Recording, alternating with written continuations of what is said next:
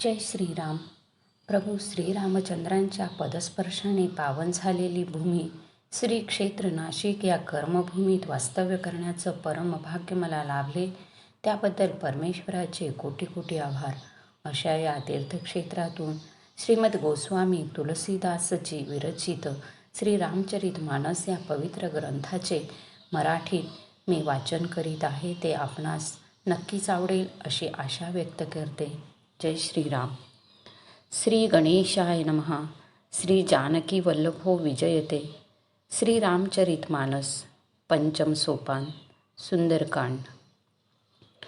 शांत, सनातन, अप्रमेय, निष्पाप, मोक्षरूप, परमशांती देणारे ब्रह्मदेव, महादेव व शेष यांनी निरंतर सेविलेले, वेदांताने जाणता येणारे, सर्व व्यापक, सर्व देवांमध्ये श्रेष्ठ असलेले, मायेमुळे मनुष्यरूपात दिसणारे, सर्व पापांचे हरण करणारे, करुणेची खान, रघुकुळातील श्रेष्ठ व राजांमध्ये शिरोमणी असलेले आणि ज्यांना श्रीराम असे म्हटले जाते अशा त्या जगदीश्वरांना मी वंदन करतो. हे रघुनाथ, मी सत्य सांगतो आणि तुम्ही सर्वांचे अंतरात्मा असल्यामुळे सर्व जाणता की माझ्या मनात कोणतीही इच्छा नाही. हे रघुकुल श्रेष्ठ, आपली प्रगाढ भक्ती मला द्या व माझे मन कामादी दोषांपासून रहित करा. अतुलनीय बळाचे धाम, सुमेरू सुवर्ण पर्वताप्रमाणे कांतियुक्त देहधारी, दैत्यरूप वनाचा नाश करण्यासाठी अग्निरूप, ज्ञानी पुरुषांमध्ये अग्रगण्य, सर्व गुणांचे निधान, वानरांचा स्वामी आणि श्री रघुनाथांचा आवडता भक्त असलेल्या पवनपुत्र हनुमानाला मी नमस्कार करतो. जामवंतांचे सुंदर बोलणे हनुमानाला खूप आवडले. तो म्हणाला, मित्रा, तुम्ही सर्वजण दुःख सहन करून, कंदमुळे व फळे खाऊन माझी तोपर्यंत वाट पहा जोपर्यंत मी सीतेला पाहून परत येत नाही. हे काम निश्चितपणे होणार, कारण मला मनातून फार आनंद वाटत आहे. असे म्हणून सर्वांना नमस्कार करीत व हृदयामध्ये प्रभू श्रीरामांना धारण करून हनुमान आनंदाने निघाला. समुद्रकाठी एक पर्वत होता. हनुमान मजेने उडी मारून त्या पर्वतावर चढला आणि वारंवार श्रीरामांचे स्मरण करीत अत्यंत बलवान असलेल्या हनुमानाने त्या पर्वतावरून मोठ्या वेगाने उड्डाण केले. हनुमानाने ज्या पर्वतावरून उडी घेतली तो पर्वत तात्काळ खचून पाताळात गेला. ज्याप्रमाणे श्रीरामांचा अमोघ बाण वेगाने जावा त्याप्रमाणे हनुमान वेगाने निघाला. हनुमान हा रघुनाथांचा दूत आहे असे समजून समुद्र मैनाक पर्वताला म्हणाला, हे मैनाका, तू याचा श्रम परिहार कर. हनुमानाने त्याला स्पर्श करून प्रणाम केला आणि म्हटले, प्रभू, श्रीरामांचे काम केल्याविना मला विश्रांती कुठली? पवनकुमार जात असल्याचे देवांना दिसले. त्यांनी त्यांच्या बल व बुद्धीची परीक्षा घेण्यासाठी सर्पाची आई सुरसा हिला पाठविले. ती येऊन हनुमानाला म्हणाली, आज देवांनी मला तुझ्या रूपाने भोजन दिले आहे. हे ऐकून हनुमान म्हणाला, श्रीरामांचे कार्य पूर्ण करून मी परत येईन व सीतेची वार्ता प्रभूंना सांगेन. मग मी तुझ्या तोंडात शिरेन, तेव्हा तू मला खा. हे माते, सत्य सांगतो, आता मला जाऊ दे. काही केल्या सुरसेने त्याला जाऊ दिले नाही. तेव्हा तो म्हणाला, मग मला खाऊन का टाकीत नाहीस? तिने आपले तोंड 1 योजना एवढे पसरले तेव्हा हनुमंताने आपले शरीर त्याच्या दुप्पट मोठे केले. तिने 16 योजना एवढे तोंड मोठे पसरले तेव्हा हनुमान तात्काळ 32 योजनांनी एवढा मोठा झाला. सुरसा आपले तोंड जसजसे मोठे करीत होती तसतसे हनुमानही त्याच्या दुप्पट आपले रूप दाखवित होता. जेव्हा तिने आपले तोंड 100 योजने मोठे केले तेव्हा हनुमानाने ताबडतोब अत्यंत छोटे रूप घेतले. तो तिच्या तोंडात शिरून पटकन बाहेर आला आणि त्याने नमस्कार करून निरोप मागितला. तेव्हा ती म्हणाली, देवांनी ज्यासाठी मला पाठविले होते ते तुझ्या बुद्धिसामर्थ्याचे रहस्य मला समजले. तू बलबुद्धीचे निधान असल्यामुळे प्रभूंचे सर्व कार्य सिद्धीस नेशील असा आशीर्वाद देऊन ती निघून गेली. मग हनुमान आनंदाने पुढे निघाला. समुद्रामध्ये एक राक्षसी राहत होती आकाशात उडणाऱ्या पक्ष्यांना ती आपल्या मायावी शक्तीने पकडत असे. जे जीवजंतू आकाशात उडत असत त्यांची सावली ती पाण्यात पाहत असे व ती सावली पकडत असे. त्यामुळे प्राण्यांना उडता येत नसे, ती पाण्यात पडत. अशा प्रकारे ती आकाशात उडणाऱ्या प्राण्यांना खात असे. तिने तसेच कपट हनुमानाशीही केले. त्याने लगेच तिचे कपट ओळखले. धीर बुद्धीचा वीर हनुमान तिला ठार मारून समुद्रापलीकडे गेला. त्याला वनाची शोभा दिसली. तेथे मधाच्या लोभाने भ्रमर गुंजारव करीत होते. त्या वनात अनेक प्रकारचे वृक्ष फळाफुलांनी बहरलेले होते. ते फार शोभून दिसत होते. तेथील पशुपक्ष्यांचे समूह पाहून हनुमानाचे मन प्रसन्न होऊन गेले. त्याला समोर एक विशाल पर्वत दिसला. तो निर्भयपणे उडी मारून त्या पर्वतावर चढला. शिव म्हणतात, हे उमे, यामध्ये वानर हनुमानाचा काही मोठेपणा नाही. तो काळाचाही काळ आहे. जो काळाचाही काळ आहे त्या प्रभू रामांचा हा प्रताप होता. हनुमानाने पर्वतावर चढून लंका पाहिली. त्याने विचार केला की हा किल्ला कल्पनेहून फार मोठा आहे. तो अत्यंत उंच होता. त्याच्या चारी बाजूंना समुद्र होता. किल्ल्याच्या सोन्याच्या तटबंदीचा मोठा प्रकाश पसरलेला होता. ती चित्रविचित्र रत्नांनी जडविलेली सोन्याची तटबंदी होती. तिच्या आतल्या बाजूस सुंदर सुंदर घरे होती. तेथे चौक, बाजार, सुंदर मार्ग व गल्लीबोळ होते. सुंदर नगर नाना प्रकारे सजविलेले होते. हत्ती, घोडे व खेचरांच्या झुंडी, तसेच पायदळ आणि रथांचे समूह यांची गणना कोण करू शकेल. अनेक रूपांमध्ये राक्षसांची सैन्यदले होती आणि त्या बलवान सेनेचे वर्णन करणेच कठीण. वने, बागा, उपवने, फुलवाड्या, तलाव, विहिरी आणि आड शोभत होते. मनुष्यकन्या, नागकन्या, देवकन्या व गंधर्वकन्या या आपल्या सौंदर्याने मुनींच्या मनालाही भरळ पाडणाऱ्या होत्या.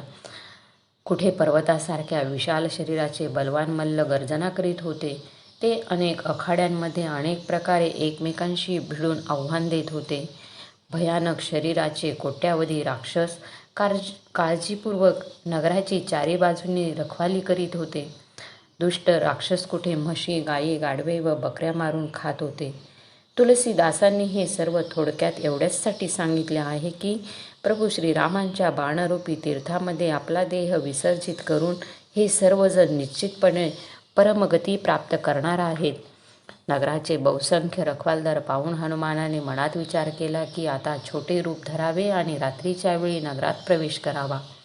हनुमान अतिशय छोटे रूप घेऊन मनुष्यलीला करणाऱ्या श्री रामचंद्रांचे स्मरण करून लंकेला निघाला. लंकेच्या दारावर लंकिनी नावाची एक राक्षसी राहत होती. ती म्हणाली, माझी उपेक्षा करून मला न विचारता कुठे निघालास? हे मूर्खा, तुला माझे रहस्य कुठे ठाऊक आहे?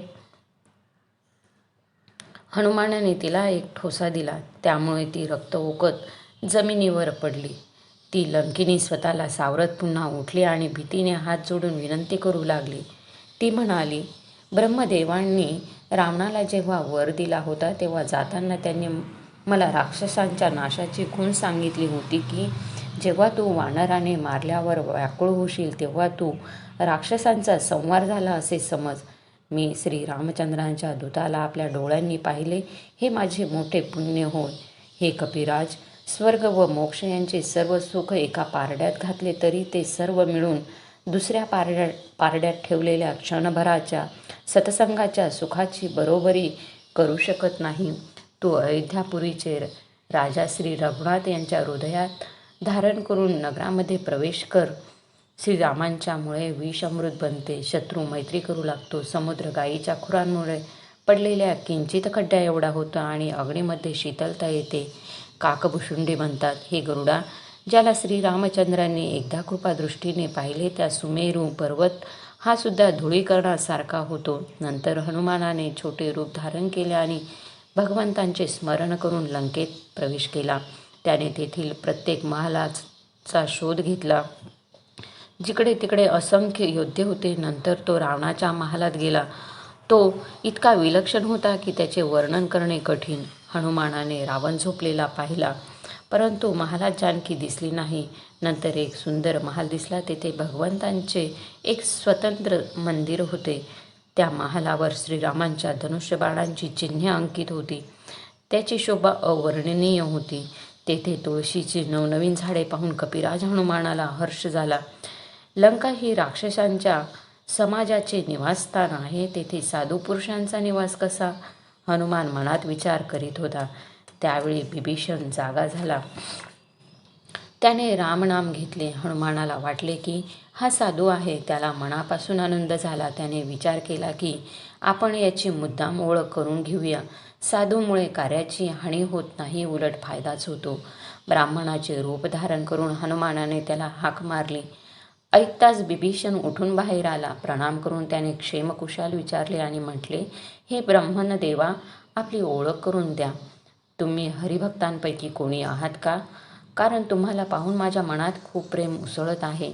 अथवा तुम्ही दीनांवर प्रेम करणारे प्रत्यक्ष श्रीरामचंद्रच असून मला घरबसल्या कृतार्थ करण्यासाठी आला आहात काय? तेव्हा हनुमानाने श्रीरामचंद्रांची सर्व हकीकत सांगून आपले नाव सांगितले. ऐकताच दोघांची शरीरे रोमांचित झाली आणि श्रीरामांच्या गुणसमूहाचे स्मरण करून दोघेही प्रेम व आनंदात मग्न झाले. बिभीषण म्हणाला, हे पवनपुत्रा, माझी परिस्थिती ऐकून घे. ज्याप्रमाणे दातामध्ये जीभ दबून राहते, त्याप्रमाणे मी येथे राहतो. हे तात, मला अनाथ समजून सूर्यकुलाचे नाथ श्रीरामचंद्र कधी माझ्यावर कृपा करतील काय? माझे हे तामसी राक्षस शरीर असल्यामुळे साधन तर काही जमत नाही आणि मनातही श्रीरामांच्या चरणकमलांविषयी प्रेमही नाही.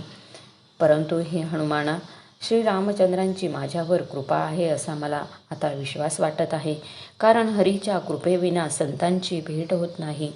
श्री रघुवीरांनी कृपा केली आहे, त्यामुळे तुम्ही आपणहून मला दर्शन दिले. हनुमान म्हणाला, हे बिभीषणा, ऐकून घे की सेवकावर सदा प्रेम करणे ही प्रभूंची रीतच आहे.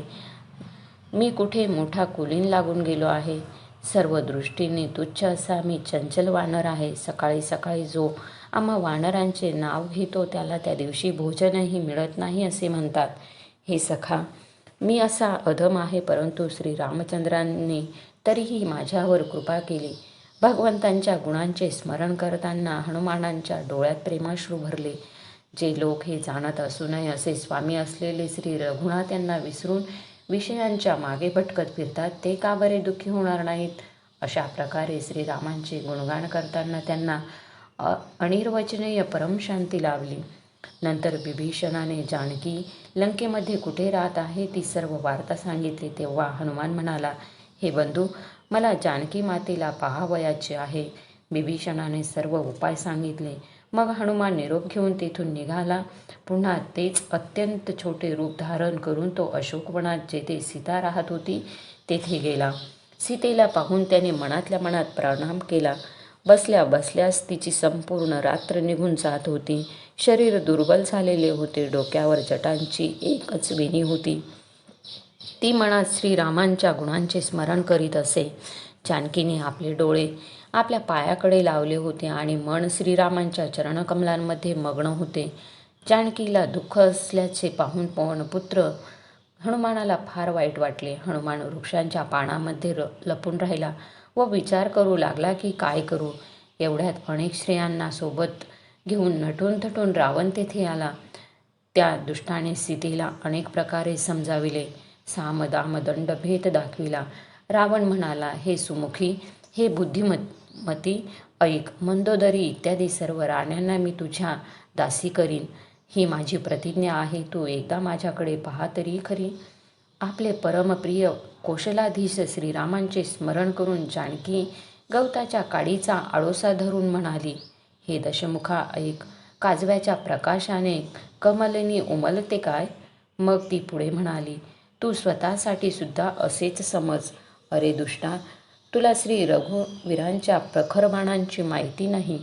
अरे पाप्या, तू मला एकटी असताना हरण करून आणलेस. अरे अधमा, तुला लाज वाटत नाही काय? स्वतःला काजव्यासारखा आणि श्रीरामांना सूर्यासारखा म्हटलेले ऐकून तसेच सीतेचे ते अपशब्द ऐकून रावण तलवार उपसून संतापून म्हणाला, सीते, तू माझा अपमान केला आहेस. स्वतःला काजव्यासारखा आणि श्रीरामांना सूर्यासारखा म्हटलेले ऐकून तसेच सीतेचे ते अपशब्द ऐकून रावण तलवार उपसून संतापून म्हणाला, सीते, तू माझा अपमान केला आहेस. मी या धारदार कृपाणाने तुझे शिर कापून टाकतोय. अजून माझे ऐक हे सुमुखी, नाहीतर तुला प्राण गमवावे लागतील. सीता म्हणाली, हे दशग्रीवा, प्रभूंची नीलकमल मालेसमान सुंदर व हत्तीच्या सोंडेसारखी पुष्ट असलेली भुजा माझ्या गळ्यात पडेल किंवा तुझी भयानक तलवार. सीता म्हणाली, हे चंद्रहास तलवारी, श्री रघुनाथांच्या विरहाग्नीमुळे मला झालेली पीडा तू दूर कर. हे तलवारी, तू शीतल, तीक्ष्ण आणि तिखटधार असलेली आहेस. तू माझ्या दुःखाचे ओझे हरण कर. सीतेचे हे बोलणे ऐकून रावण मारण्यास धावला. तेव्हा मंदोदरीने त्याला नीती सांगून समजाविले. मग रावणाने सर्व राक्षसींना बोलावून सांगितले की सीतेजवळ जाऊन तिला नाना तऱ्हेने भीती घाला. 1 महिन्यात हिने सांगितलेले ऐकले नाही तर मी हिला तलवारीने मारून टाकीन, असे म्हणून रावण घरी गेला. इकडे राक्षसींच्या झुंडी अनेक भयानक रूपे धारण करून सीतेला भय दाखवू लागल्या. त्यांच्यामध्ये त्रिजटा नावाची एक राक्षसी होती. तिला श्री रामचंद्रांच्या चरणी प्रेम होते व ती विवेकशील होती. तिने सर्वांना बोलावून आपल्याला पडलेले स्वप्न सांगून म्हटले, सीतेची सेवा करून स्वतःचे कल्याण करून घ्या. स्वप्नात मला दिसले की एका वानराने लंका जाळून टाकली, राक्षसांची सर्व सेना मारून टाकली. रावणाच्या डोक्याचे मुंडन केलेले होते आणि त्याच्या 20ही भुजा कापलेल्या होत्या. अशा प्रकारे तो दक्षिणेस यमपुरीला जात आहे आणि लंका बिभीषणाला मिळाली आहे. नगरामध्ये श्रीरामांचा डांगोरा पिटला जात आहे. मग प्रभूंनी सीतेला बोलावणे पाठविले. मी खात्रीने सांगते की हे स्वप्न 4 दिवसातच खरे होईल. तिचे बोलणे ऐकून सर्व राक्षसी घाबरल्या आणि सीतेच्या चरणावर त्यांनी लोटांगण घातले. नंतर त्या सर्व जिकडे तिकडे निघून गेला. सीता मनात काळजी करू लागली की 1 महिना झाल्यावर नीच राक्षस मला मारणार. सीता हात जोडून त्रिजटेला म्हणाली, हे माते, तू संकटामध्ये माझी सोबतीण आहेस. मी शरीर त्याग करू शकीन असा उपाय लवकर कर. विरह असह्य झाला आहे. लाकडे आणून चिता रच. हे माते, मग तिला आग लाव. तू सुज्ञ आहेस तेव्हा माझ्यावरील प्रेम खरे करून दाखव. रावणाचे शूलाप्रमाणे दुःख देणारे बोलणे कानांनी कोण ऐकणार. सीतेचे बोलणे ऐकून त्रिजटेने तिचे पाय धरून तिची समजूत घातली आणि श्रीरामांच्या प्रताप, बल आणि सुकीर्ती यांचे वर्णन केले. ती म्हणाली, हे सुकुमारी ऐक, रात्रीच्या वेळी आग मिळू शकणार नाही. असे म्हणून ती घरी गेली.